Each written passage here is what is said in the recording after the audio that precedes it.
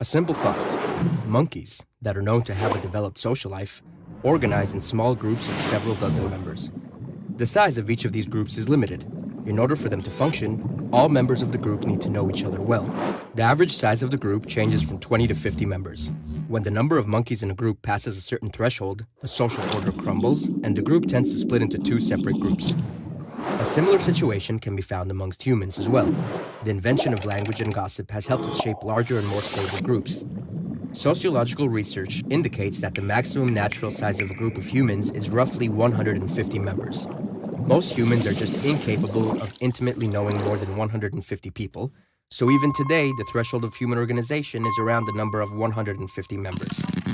Man is a social creature, and the feeling of loneliness can drive him mad. Yet the Western and modern world sanctions individuality. The individual is measured by personal achievements, such as having a career, wealth, a self-image, and consumerism. In this course of action, many people lose their social and familial connections in favor of a self-actualization ideal. As the social fabric in the Western world weakens, it is not surprising that more and more people define themselves as lonely, and thus, loneliness has become the most common ailment of the modern world.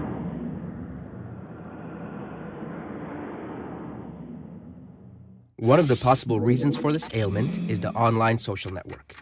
In a world where time is money, in which our surroundings heavily pressure us to achieve more and more, our social life becomes tainted and more demanding than ever before. And then there's technology. Simpler, hopeful, optimistic, ever young.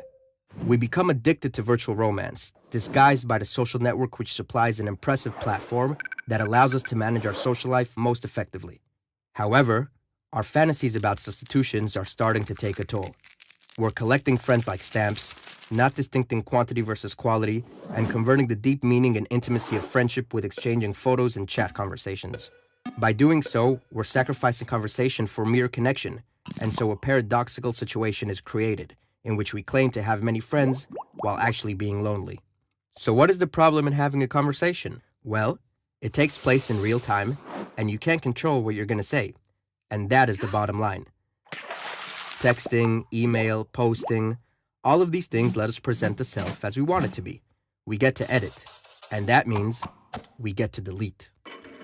Instead of building true friendships, we're obsessed with endless personal promotion, investing hours on end building our profile, pursuing the optimal order of words in our next message, choosing the pictures in which we look our best, all of which is meant to serve as a desirable image of who we are. We're expecting more from technology and less from each other. The social networks aren't just changing what we're doing, but also who we are. And that's because technology appeals to us most where we are most vulnerable. And we are vulnerable. We are lonely, or we're afraid of intimacy, while the social networks offer us three gratifying fantasies. One, that we can put our attention wherever we want it to be. Two, that we will always be heard. And three, that we will never have to be alone. And that third idea, that we will never have to be alone, is central to changing our psyches. It's shaping a new way of being. The best way to describe it is, I share, therefore, I am. We use technology to define ourselves by sharing our thoughts and feelings, even as we're having them. Furthermore, we're faking experiences so we'll have something to share, so we can feel alive. We slip into thinking that always being connected is going to make us feel less alone. But we are at risk because the opposite is true. If we are not able to be alone, we're only going to know how to be lonely.